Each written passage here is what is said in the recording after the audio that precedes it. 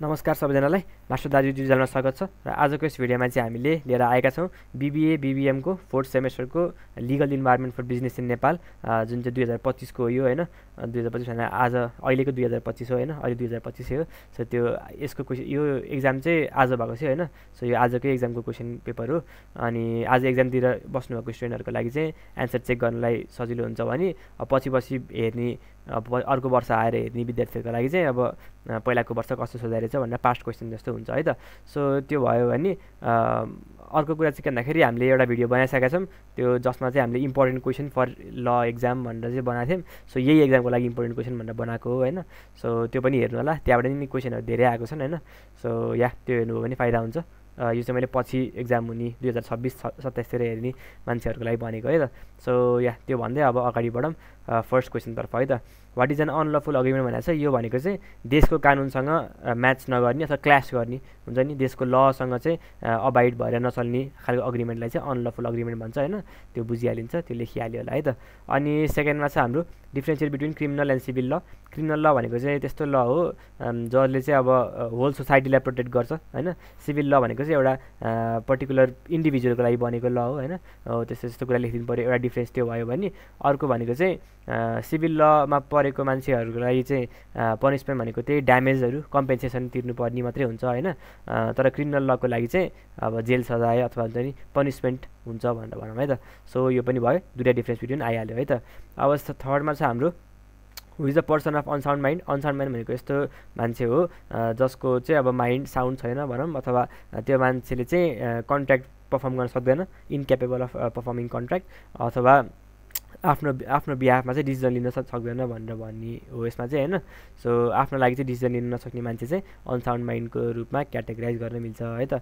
अनि अर्को 4 नम्बरमा छ क्वासी कन्ट्र्याक्ट भनेको not a contract in true sense but still valid in the eyes of law भनेर लेख्ने हो त्यति लेखेपछि पुगिहाल्छ है त अनि अर्को भनेको point out the nature of a company भनेको छ अब कम्पनीको नेचर के हो त अब एउटा कम्पनी भनेको लिगल एन्टिटी हो हैन अनि कम्पनी भनेको सक्सेसिभ मान्छेहरु फेरिरहन्छ नि त सक्सेसिभ प्लानिङहरु भयो अथवा त्यो भने अर्को भनेको अर्को के हुन्छ त भनेको एभर लास्टिङ मान्छे जसरी जन्मिने मर्नी हुँदैन बट अब जन्मिने पनि त हुन्छ बट त्यो मान्छे जतिको फ्रिक्वेन्टली हुँदैन जस्ट त्यो मान्छेहरु चाहिँ चेन्ज भइरहन्छ तर कम्पनी चाहिँ लङ लास्टिङ हुन्छ भन्ने भनेको खोजेको है त हो सो यति भएपछि 5 नम्बरको क्वेशन पनि आइहाल्यो अब 6 नम्बरमा छ what do you understand by right to information भनेको चाहिँ सूचनाको अधिकार भनेको हामीले चाहिँ टाइमली इन्फर्मेसन पाउनु पर्यो र करेक्ट र एक्युरेट इन्फर्मेसन पाउनु पर्यो भन्ने कुराको राइट हो हैन सो त्यही भयो त्यति लेखेपछि पुगिहाल्छ अनि साइबर ल भनेको के भन्दाखेरि साइबर स्पेस कम्प्युटर अथवा इन्टरनेटमा हुने कुराहरुलाई चाहिँ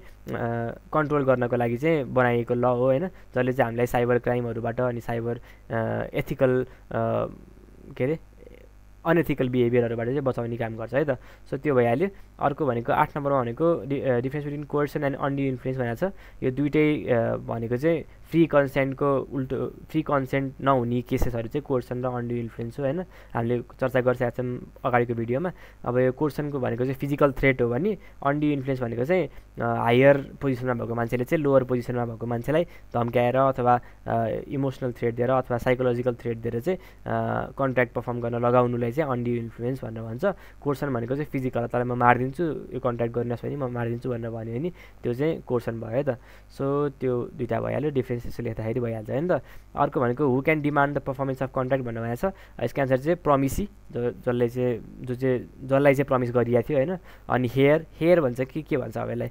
HEIR वाला हेयर है त्यो भनेको चाहिँ उत्तराधिकारी भन्छ हैन त्यो भयो अनि जोइन्ट प्रमिसी यदि धेरै प्रमिसीलाई प्रमिस गरेछ भने चाहिँ जोइन्ट प्रमिसीले पनि सोध्न पाउँछ अर्को भनेको चाहिँ थर्ड पार्टी भयो है त सो यति भएपछि यो पनि सकिने भयो यो चारवटा लेखेपछि यसको एन्सर मिलिहाल्छ हैन त अर्को भनेको what is consideration in a contract भनेर छ अब कन्सिडरेसन भनेको चाहिँ दुईजना मान्छे हुन्छ कन्ट्र्याक्टमा हैन एउटाले दिन्छ एउटाले लिन्छ सो अब मैले अर्को मान्छेलाई केही दिए अनि त्यो मान्छेले चाहिँ मबाट त्यो कुरा लिएको बापत मलाई केही फिर्ता दियो भने चाहिँ त्यसलाई चाहिँ कन्सिडरेसन भनेर भन्छ है त अब बुझ्दाखेरि चाहिँ म र मेरो साथी छ रे हैन अनि मैले चाहिँ अब मेरो होटल छ रे एउटा अनि मैले साथीलाई चाहिँ ल एक हप्तासम्म तँलाई बसाउँछु म यहाँ खुवाउँछु टक्क बस न मजाले आनन्दले भनेर भने हैन त अब त्यो बस्यो एक हप्ताभरि त्यो मैले अफर गरेको कुरा भयो अब उले चाहिँ त्यो बसेको बापत मलाई पैसा दियो भने केही प्राइस चुकायो भने चाहिँ त्यसलाई चाहिँ कन्सिडरेसन भन्छ है त सो त्यो भइहाल्यो अब ग्रुपभित्र अगाडि बढौँ हैन त। अनि यहाँ सबभन्दा फर्स्ट क्वेसन के छ भन्दाखेरि enumerate the procedure of insolvency of company.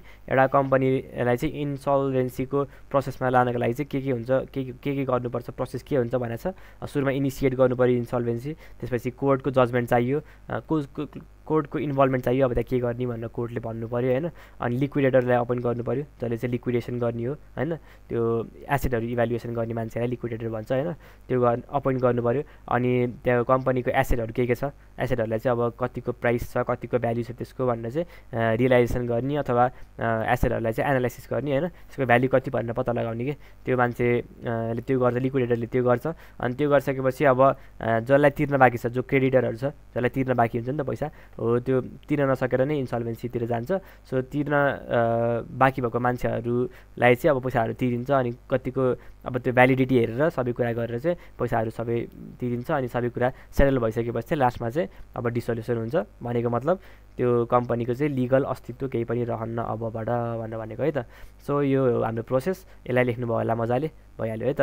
अब 12 नम्बरमा हेरौँ, रुल्स रिगार्डिङ कन्टिन्जेन्ट कन्ट्र्याक्ट भनेर छ है त। अब यसमा चाहिँ के लेख्नुपर्छ भन्दाखेरि an event happening, an event not happening, an event happening at fix time अथवा फिक्स प्लेस भनेर चाहिँ यस्तो यस्तो रुलहरू चाहिँ लेख्नुपर्ने हो कन्टिन्जेन्ट कन्ट्र्याक्टको हैन। त्यो कन्टिन्जेन्ट कन्ट्र्याक्टभित्र ले पढ्नुभयो भने त्यहाँ यही कुरा लेखेको छ। सो त्यो कुरा चाहिँ लेखिदिनु पऱ्यो यहाँ टक्क लाएर है त। सो 12 नम्बर भइहाल्यो। 13 नम्बरमा explain in brief the features of contract of sale भनेर भनेको छ हैन त। So features of contract of sale भनेको के हो त भन्दाखेरि त्यहाँ चाहिँ दुईवटा पार्टी हुन्छ अनि ओनरसिपको ट्रान्सफर हुन्छ हैन। मतलब दुईवटा पार्टी हुन्छ नि त, सेल त एउटा बेच्ने मान्छे हुन्छ, एउटा किन्ने मान्छे हुन्छ हैन। अर्को भनेको त्यहाँ ओनरसिप ट्रान्सफर हुन्छ हैन। हो यस्तो यस्तो कुराहरू चाहिँ लेख्ने हो है त। यस्तो यस्तो कुराले चाहिँ त्यो लेखेर चाहिँ त्यसलाई एक्सप्लेन पनि गर्नु पऱ्यो है त। अनि अब अर्को यसमा फेरि अरू के हुन्छ भन्दाखेरि वारेन्टीहरू, कन्डिसनहरू हुन्छ हैन। अनि त्यस्तैहरू भइहाल्यो। कन्सिडरेसनहरू पनि हुन्छ, हामीले अघि माथि हेरेको कन्सिडरेसन जुन छ त्यो तिरेको प्राइस भनेको कन्सिडरेसन हो नि त, त्यही भनेको थियो नि त हामीले अघि। सो त्यो कुरा पनि यहाँ पनि हुन्छ हैन। सो यस्तो यस्तो कुराहरू चाहिँ लेख्ने हो है त। यति लेखेर एक्सप्लेन गरेपछि चाहिँ यो 13 नम्बर सकिन्छ। 14 नम्बरमा के छ भन्दाखेरि mention the various types of implied condition भनेर भनेको छ है त। अनि यसमा चाहिँ के लेख्ने भन्दाखेरि condition as to title, condition as description, condition as both title and description, अनि condition as sale by sample, अनि condition as sale by sample and description भनेर भनेको छ नि त। यो भनेको चाहिँ के भन्दाखेरि त्यो जुन सामान बेच्न लागेको छ त्यो सामानको चाहिँ टाइटल भनेको ओनरसिप चाहिँ त्यही मान्छेको हुनुपर्छ भनेको कन्डिसन बाई टाइटल भनेको होइन। अनि अर्को भनेको कन्डिसन एज डिस्क्रिप्सन भनेको चाहिँ डिस्क्रिप्सन चाहिँ क्लियरली मेन्सन गरेको हुनुपर्छ, डिस्क्रिप्सनको आधारमा सामान बेच्ने भन्ने कुरा हो। अनि त्यही अनुसार सबै कुरा भयो होइन त, अरू पनि बुझ्न सकिहालिन्छ त्यही अनुसार। सो मैले भनिदिइहालेँ, यति भनिदिएपछि एन्सर मिल्यो कि मिलेन कमेन्ट गर्नु होला अब के कस्तो छ भनेर है त। सो त्यो भइहाल्यो। अब अर्को छ हाम्रो के छ त भन्दाखेरि यो टाइप्स अफ यो भइहाल्यो। अब 15 नम्बरमा common and private carrier with example भनेको छ। कमन क्यारियर भनेको के हो, प्राइभेट क्यारियर भनेको के हो भनेर लेख्नु पऱ्यो। कमन क्यारियर भने यस्तो क्यारियर हो जसले चाहिँ अब सबैको गुड्सहरू एक्सेप्ट गर्छ। प्राइभेट क्यारियर भनेको चाहिँ अब सबैको गर्दैन तर उसलाई जुन मन लाग्छ त्यही गर्छ होइन। सो त्यही भइहाल्यो। अनि कमन क्यारियरले चाहिँ एउटै रुट प्रयोग गर्छ जहिले पनि ट्राभल गर्दाखेरि, अनि प्राइभेट क्यारियरले चाहिँ त्यो नगर्न पनि सक्छ। अनि कमन क्यारियरले गुड्सहरूको मात्रै ट्रान्सपोर्टेसन गर्न पाउँछ भने प्राइभेट क्यारियरले चाहिँ गुड्स र मान्छे सब दुवैको गर्न पाउँछ भनेर लेख्ने भयो होइन त। सो यस्तो यस्तो कुरा लेखेपछि 5वटा डिफ्रेन्स बिट्विन पुऱ्याइदिएपछि हुन्छ है त। अनि 16 नम्बरमा छ describe the changing dimension of legal environment of business in Nepal भनेर भनेको छ नि त। So changing dimension of legal environment of business in नेपालमा चाहिँ के लेख्नुपर्छ भन्दाखेरि इन्टेलेक्चुअल प्रपर्टी राइटहरू आयो अहिले होइन। पहिला जुन कुरा थिएन अनि अहिले जुन कुरा आयो त्यसलाई चाहिँ लेख्ने हो क्या यहाँ चेन्जिङ डिमेन्सनमा। भनेपछि पहिला हाम्रो त्यो के अरे मैले भर्खर के भने इन्टेलेक्चुअल प्रपर्टी राइट्स त्यो थिएन। सो त्यो अहिले आयो होइन। सो त्यो एउटा चेन्जिङ डिमेन्सनमा त्यो लेख्न पाइयो। अर्को भनेको इन्भाइरोमेन्टल प्रोटेक्सन, कन्ज्युमर प्रोटेक्सन होइन, कन्ज्युमरको प्रोटेक्सनहरू यस्तो यस्तो कुराहरू लेखेर चाहिँ चेन्जिङ डिमेन्सनहरूमा चाहिँ यस्तो यस्तो कुरा चाहिँ लेख्न मिल्छ है त। सो यो लेखेपछि यो 16 नम्बर पनि सकियो। अब हाम्रो 17 नम्बरमा के छ ड्युटिज अफ आर्बिट्रेटर भनेको छ। आर्बिट्रेटरको ड्युटिज के हो त्योभन्दा सुरुमा आर्बिट्रेटर भनेको के हो भनेर लेख्नु पऱ्यो होइन। जसले चाहिँ डिस्प्युट सेटल गर्छ त्यो मान्छेलाई चाहिँ आर्बिट्रेटर भन्छ भने अब आर्बिट्रेटर चाहिँ कस्तो हुनुपर्छ त भन्दाखेरि लफुल हुनु पऱ्यो, भनेको देशको कानुन जानेको, अलिकति कानुनभित्रै बसेर काम गर्ने मान्छे हुनु पऱ्यो, अनि इन्टिग्रिटी भएको मान्छे हुनु पऱ्यो, अनि कन्फिडेन्सियालिटी मेन्टेन गर्नु पऱ्यो आर्बिट्रेटरले। मतलब त्यो अरूको केस अरूलाई गरेर भनिदिनु भएन होइन, कन्फिडेन्सियालिटी मेन्टेन गर्नु पऱ्यो, पार्सियालिटी हुनु भएन, कसैलाई अब भेदभाव गर्नु भएन यो मेरो मान्छे हो त्यो तेरो मान्छे हो भनेर त्यो यताउता डिस्क्रिमिनेट गर्नु भएन, त्यो हुन्छ नि निष्पक्ष रूपमा चाहिँ फैसला सुनाउनु पऱ्यो है त। यस्तै यस्तै कुराहरू चाहिँ ड्युटिजमा पर्छ होइन। सो त्यो भइहाल्यो। अब ग्रुप बी पनि सक्यो। अब ग्रुप सी हेरौँ है त। Elaborate on the sources of business law in Nepal भनेर छ। अब यो त सबभन्दा सजिलो सबभन्दा एक्सपेक्टेड क्वेसन आइहाल्यो होइन। अब यसमा प्राइमरी र सेकेन्डरी सोर्सेस लेख्नु पऱ्यो। प्राइमरीभित्र ब्रिटिस मर्केन्टाइल ल लेख्नु पऱ्यो, अनि के अरे अर्को के हुन्छ लेजिस्लेसन लेख्नु पऱ्यो, प्रेसिडेन्ट लेख्नु पऱ्यो, अनि कन्भेन्सन लेख्नु पऱ्यो, कस्टम एन्ड युजेस लेख्नु पऱ्यो। अर्को सेकेन्डरीमा लेख्नु पऱ्यो के छ भन्दाखेरि मोरालिटी, ओपिनियन अफ एक्सपर्टहरू जस्तो कुरा लेख्नु पऱ्यो है त। सो यति लेखेपछि 10 मार्क्स आइहाल्यो। अनि अर्को भनेको discuss with suitable illustration different kind of legal remedies available to party in case of breach of contract भन्यो नि त। अब कन्ट्र्याक्ट बनाएको थियो, कन्ट्र्याक्ट चाहिँ ब्रिच भयो। अब त्यसमा चाहिँ अब जो चाहिँ इन्ज्योर्ड पार्टी हो अथवा जो मतलब मैले उसलाई केही दिनुपर्ने थियो अनि मैले ब्रिज गरेर मैले उसलाई दिइनँ भने ऊ त इन्ज्योर्ड पार्टी अथवा ब्रिज्ड पार्टी अथवा के भन्छ त्यो पीडा के अरे सफर गर्ने पार्टी भयो नि त। उसलाई चाहिँ मैले केही न केही दिनुपर्छ अथवा लिगल रिमेडिज के हुन्छ त अब होइन भन्ने चाहिँ भनेको छ। अब यसमा चाहिँ के हुन्छ त भन्दाखेरि जेनरल ड्यामेजेस भनेको चाहिँ कम्पेन्सेसन हो है। जेनरल ड्यामेजेस, स्पेसल ड्यामेज, अनि नोमिनल ड्यामेज, अनि प्युनिटिभ ड्यामेज, अनि त्यही लिक्विडेटिभ ड्यामेज यस्तै यस्तै कुराहरू लेख्ने हो। 5 वटा जति पोइन्ट लेखेर अनि त्यो भित्रको कुराहरू एक्सप्लेन गरेपछि भइहाल्छ है त। सो यति एक्सप्लेन गरेपछि यो 19 नम्बर पनि सकिन्छ। अब त्यसपछि अर्को 20 नम्बरमा छ examine critically examine the modes of creating agency भनेर भनेको छ है त। सो अब मोड अफ क्रिएटिङ एजेन्सी भनेको के हो त भन्दाखेरि बाई एक्सप्रेस एजेन्सी होइन, एक्सप्रेस गरेर भनेको मतलब के अरे भर्बल्ली अथवा रिटर्न रूपमा एक्सप्रेस गरेर कन्ट्याक्ट गरेको जस्तो टाइपको होइन। अनि बाई इम्प्लाइड, अनि त्यसपछि बाई ऱ्याटिफिकेसन, अनि इम्प्लाइडभित्र पनि फेरि बाई एस्टोपेल भनेर आउँछ, अनि बाई के अरे के भन्छ निड, अब नि कसैलाई कोही एउटालाई निड भयो भने भनेर हुन्छ। अनि त्यस्तै त्यस्तै कुराहरू लेख्ने हो होइन। सो मेनमा चाहिँ अब त्यही हो, त्यही 3टा हुन्छ ऱ्याटिफिकेसन, अनि त्यसपछि बाई एक्सप्रेस र बाई इम्प्लाइड भनेर लेखेपछि त्यो भित्रको कुराहरूलाई एक्सप्लेन गरेपछि 10 मार्क्सको लागि यही नै हो है त। सो त्यसपछि 21 नम्बरमा छ under what circumstances the court will order compulsory liquidation of a company भनेर भनेको छ होइन त। सो अब कस्तो कस्तो सिचुएसनमा चाहिँ कम्पनीले चाहिँ के अरे कोर्टले चाहिँ कम्पनीलाई चाहिँ अब त जसरी पनि लिक्विडेसनमा जानै पर्छ भनेर भन्छ भनेर भनेको छ है त। कुन कुनमा हो भन्दाखेरि डेब्ट तिर्न नसकेको खण्डमा, अनि कम्पनीको सेयर होल्डरहरूले चाहिँ अब ल हामी सक्दैनौँ चलाउनुलाई भनेर रेजोल्युसन पास गरेको खण्डमा होइन। अनि त्यसपछि अर्को भनेको के हुन्छ त कम्पनीले चाहिँ अब इलिगल कामहरू गरेको अथवा इमोरल कामहरू गरेको होइन, त्यस्तो बेलामा त्यस्तो पत्ता लागेमा। अनि त्यसपछि अर्को भनेको रेगुलेटरी रिक्वायरमेन्टहरू पुरा नगरेकोमा, अब ब्याङ्कहरूमा त्यस्तो कुराहरू हुन्छ होइन।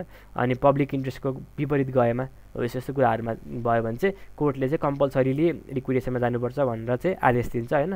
सो यस्तो यस्तो कुरा लेख्ने हो है त। अनि अर्को भनेको लास्ट हाम्रो अब ग्रुप डी केस एनालाइसिसहरू छ है त। सो अब हाम्रो फर्स्ट केस छ मानबहादुर प्रमिसेस टु पे 4000 रुपियाँ if Rambabu can make a circle from 2 parallel lines given on the white board, Narayan accepts his offer, is it a valid offer भनेर भनेको छ होइन त। सो अब यसले चाहिँ यसलाई भन्यो के अरे यो तैँले चाहिँ यदि 2टा प्यारलल लाइनबाट चाहिँ एउटा सर्कल बनाउन सकिस् भने चाहिँ तँलाई चाहिँ अब म 4000 रुपियाँ दिन्छु भनेर भन्यो। अब यो भ्यालिड हुन्छ त अफर भनेर भन्यो नि त। अफर भ्यालिड हुँदैन किन भन्दाखेरि यहाँ पर्फर्म गर्न मिल्दैन, मतलब यो 2टा प्यारलल लाइनबाट सर्कल बन्दै भन्दैन नि त। सो त्यो भएको भएर चाहिँ इम्पोसिबिलिटी अफ पर्फर्मेन्स भएको भएर त्यहाँ चाहिँ यो चाहिँ भ्यालिड अफर भएन भनेर लेख्दै भयो होइन त। सो यति भएपछि अब 22 नम्बर सक्यो। 23 नम्बरमा हेरौँ Madhav purchased a mobile set from shopping mall by his own choice. He reached his home and found there was some defect in the mobile set. In such situation, the legal question arises. Can okay? यो भनेको चाहिँ यो माधव भन्ने मान्छेले चाहिँ एउटा mobile किन्यो हैन, मोबाइल किनेर घर लग्यो, मोबाइल किनेर अब केही छैन ठिक छ मलाई यो मन पर्यो भनेर घर लग्यो हैन त। घर लगेपछि त्यतिले डिफेक्ट देख्यो, यो डिफेक्ट रहेछ भनेर भन्यो। अनि यो सिचुएसनमा चाहिँ अब उसले चाहिँ मोबाइल सेट चाहिँ रिजेक्ट गरिदियो, मलाई चाहिँदैन भनेर भन्यो। के माधवले त्यस्तो गर्न पाउँछ त भनेर भन्यो हैन त। त्यो चाहिँ पाउँदैन, किन भन्दाखेरि एउटा टर्म थियो हामीले हिजो कुरा गरेको क्याभिएट एम्प्टर भन्ने एउटा टर्म छ। त्यो भनेको चाहिँ जो किन्दैछ, जो बायर हो, त्यो मान्छेले चाहिँ बायरले चाहिँ सामान किन्नुभन्दा अगाडि चाहिँ सबै कुरा चेक जाँच गरेर चाहिँ एकदम कन्फर्म भएर मात्रै सामान किन्नुपर्छ। सामान किनिसकेपछि चाहिँ त्यो अब पछि डिफेक्ट देख्यो भने, किन्ने बित्तिकै डिफेक्ट देख्यो भने चाहिँ त्यसलाई चाहिँ उसले साट्न पाउँदैन भन्ने कुरा गरेको छ। सो बायरले चाहिँ आफैले सुरुमा किनभन्दा अगाडि नै राम्ररी हेर्नुपर्छ भन्ने कुरा गर्ने कुरालाई चाहिँ अलिकति मेन फोकस दियो भने चाहिँ भइहाल्छ होइन त। सो टर्म चाहिँ चाहियो हामीलाई क्याभिएट एम्प्टर भनेर। सो त्यति भएपछि खासै यसमा प्रब्लम भएन है त। अब 24 नम्बरमा A is the agent of C who enters into a contract with B, a car owner, for buying the car without C's authority. B repudiates the contract. C comes to know about it and subsequently ratifies the contract and sues against B to enforce the contract or demand damages. Can you give your legal advice to the car owner? B भन्ने भनेको छ हैन त। So A भनेको agent हो, C भनेको principal हो, B भनेको कारवाला मान्छे हो हैन त। सो त्यो एजेन्टले चाहिँ के गर्यो, प्रिन्सिपललाई केही पनि नभनिकन कारवाला मान्छेलाई चाहिँ अब म तेरो कार किन्छु भनेर भन्यो हैन त। सो अब बीले चाहिँ अब होइन म बेच्दिनँ भनेर भन्यो हैन त। अब त्यो थाहा पायो अनि म बेच्दिनँ भनेर भन्यो। अनि सीले चाहिँ अब त्यो कुरा थाहा पायो अनि अब हुन्छ नि त्यो फेरि किन्नुपर्छ भनेर चाहिँ भन्यो हैन त। अब म किन्छु। अब उसले चाहिँ अब त्यो बीले चाहिँ त्यो सीलाई थाहा छैन अनि एले आफै भनिरहेको छ, त्यो एजेन्ट आफैले भनिरहेको छ प्रिन्सिपललाई थाहा छैन भनेर नाइ भन्यो। तर सीले चाहिँ होइन मलाई गाडी चाहिएको छ, मेरो तर्फबाट म किन्छु, मैले पर्मिसन दिन्छु टाइपको कुरा गर्यो होइन त। सो अब एन्ड सुज अगेन्स्ट बी भनेको बीलाई चाहिँ मुद्दा हालिदियो अरे। टु एन्फोर्स द कन्ट्र्याक्ट भनेको कन्ट्र्याक्ट चाहिँ अब पालना गर्नुपर्छ। अर डिमान्ड ड्यामेजेस भनेर भनेको छ होइन त। कि त कम्पेन्सेसन दिए कि त कन्ट्र्याक्ट पालना गर भनेर भन्छ होइन त। सो गिभ यो legal advices to the car owner भनेको छ। यहाँ चाहिँ के हुन्छ भन्दाखेरि बीलाई चाहिँ मुद्दा हाल्न मिल्दैन, अथवा बीलाई मुद्दा हाले पनि बीले नै जित्छ होइन त। किन भन्दाखेरि यो यहाँ चाहिँ एजेन्ट र प्रिन्सिपलको रिलेसनसिपको चाहिँ अब रिलेसनसिप चाहिँ अब भएन नि त। किन भन्दाखेरि ए त एजेन्ट हो, अब एले चाहिँ सीको बिहाफमा डिसिजन लिनको लागि त सीसँग पर्मिसन लिएरै लिनुपर्छ नि त। तर यहाँ लिएको छैन। सो त्यो भएको भए एले यत्तिकै बीलाई मतलब एले चाहिँ सीसँग कुरा नगरिकन सिधै बीलाई भनेको छ नि त on the behalf of C होइन। त्यो भएको भएर चाहिँ अब यो कन्ट्र्याक्ट चाहिँ भ्यालिड हुने भएन। अनि त्यसपछि अब बीले चाहिँ आफ्नो केस जित्ने भयो अथवा बीले चाहिँ आफ्नो गाडी राख्न पाउने भयो भन्ने कुरा गरे हुन्छ। त्यो त्यही हो जस्तो लाग्छ होइन त। अब 25 नम्बरमा हेर्दाखेरि चाहिँ A delivers to be common carrier a machine to be delivered without delay to A's factory. B unreasonably delays the delivery of machine and A in consequence loses a profitable contract with the government. In such case, to what extent A can claim compensation? Give your legal opinion भनेर भनेको छ हैन त। So ए भन्ने मान्छे छ, ले चाहिँ बी भन्ने एउटा क्यारियर कमन क्यारियर छ, त्यसलाई चाहिँ भन्यो मेरो एउटा मेसिन छ, त्यो मेसिनलाई चाहिँ मेरो फ्याक्ट्रीमा डिलिभर गरिदिए भनेर भन्यो। अनि डिले चाहिँ नगर, यहाँ डिलिभर विदाउट डिले भनेको छ नि त, डिले चाहिँ नगरिकन जा, ढिला हुनु भएन भनेर भनेको थियो नि त। अब बीले चाहिँ अनरिजनेबली भनेको कुनै पनि कारण बिनै मतलब केही त्यस्तो कारण नभइकन ढिलो गरिदियो अरे होइन। अब ढिलो गरिदिएपछि मेसिन त ढिलो पुग्यो। अब मेसिन ढिलो पुगेको कारण चाहिँ अब उसको गभर्मेन्टसँग एउटा कन्ट्र्याक्ट हुन लागेछ, त्यो चाहिँ अब ऊ भयो मतलब के अरे त्यो हुन पाएन होइन त, हुन पाएन। अब यस्तो बेलामा चाहिँ एले चाहिँ क्लेम गर्न सक्छ त कम्पेन्सेसन भनेर भन्छ होइन त। अब यसले कम्पेन्सेसन क्लेम गर्न सक्छ, त्यो त हामीलाई थाहा छ, किन भन्दाखेरि यो यसले यतिकै ढिलो गरे नि त। सो यो भनेको कमन क्यारियरको लायबिलिटीको कुरा लेखेर चाहिँ लायबिलिटी चाहिँ ब्रिच गर्यो भनेर चाहिँ लेखे हुन्छ होइन। सो त्यो भनेपछि भइहाल्छ। तर यहाँ अर्को के भनेको छ भन्दाखेरि टु वाट एक्सटेन्ट पनि भनेको छ कि मतलब कतिको चाहिँ क्लेम गर्न मिल्छ त भनेर पनि भनेको छ होइन त। सो अब यहाँ चाहिँ के लेख्नु पऱ्यो भन्दाखेरि यो गभर्मेन्टको प्रफिट जति हुन्छ नि, यहाँ प्रफिटेबल कन्ट्र्याक्टमा जति प्रफिट हुन्छ हो त्यति प्रफिट चाहिँ उसले तिर्दिनुपर्छ भनेर लेख्नु पऱ्यो है त। सो प्रफिट बराबरको अमाउन्ट चाहिँ तिर्दिनुपर्छ। अब यसमा एउटा टर्म थियो के भन्ने भन्दाखेरि क्वान्टम मेरिट भन्ने टर्म इन्क्लुड गरे पनि हुन्छ, तर यतिकै लेखे पनि फरक पर्दैन यहाँ चाहिँ होइन। क्यारियर कमन क्यारियरको लायबिलिटीको कुरा गर्नु पऱ्यो एउटा, common carrier are liable to deliver goods on time without any unreasonable delays भनेर भन्नु पऱ्यो। अनि यो कुरा गरिसकेपछि चाहिँ लास्टमा चाहिँ अब यति चाहिँ क्लेम गर्न सक्छ भनेर लेखिदिनु पऱ्यो। अनि हाम्रो एक्जाम यही सकिन्छ है त। सो यति भन्दै हाम्रो एक्जाम सकियो। अब कस्तो भयो भनेर कमेन्ट गर्नु होला एक्जाम होइन, अब एक्जाम दिएको मान्छेले। प्लस अब कोही मतलब पछिको सालमा हेर्दै हुनुहुन्छ भने चाहिँ हामीले केस स्टडीको भिडियो पनि हालेका छौँ। यो केसहरू सबै हामीले 13वटा जति केस डिस्कस गरेका छौँ। अनि अर्को माथिको इम्पोर्टेन्ट क्वेसनहरू पनि डिस्कस गरेका छौँ। सो त्यो भिडियो हेरेर नि एकदम फाइदा हुन्छ होइन। सो हाम्रै च्यानलमा छ। So ya make sure to check it out. त्योभन्दा पछि अब बिबिए 4th सेमको चाहिँ फाइनेन्सियल म्यानेजमेन्टको एक्जाम छ। फाइनेन्सियल म्यानेजमेन्ट होइन, फन्डामेन्टल्स अफ फाइनेन्स हो कि फाइनेन्सियल म्यानेजमेन्ट हो, जस त्यसको फाइनेन्सको एक्जाम छ। अनि फाइनेन्सको एक्जामको लागि चाहिँ अल द बेस्ट। त्यसको लागि पनि भिडियो आउँछ कि त आज बेलुका आउँछ, आज बेलुका आउने चान्स एकदमै कम छ। सो भोलि बिहान, भोलि भनेको 15 डिसेम्बरसम्ममा चाहिँ आउँछ। सो या राम्ररी पढ्दै गर्नु होला। And all the best for your next exam. Bye bye guys.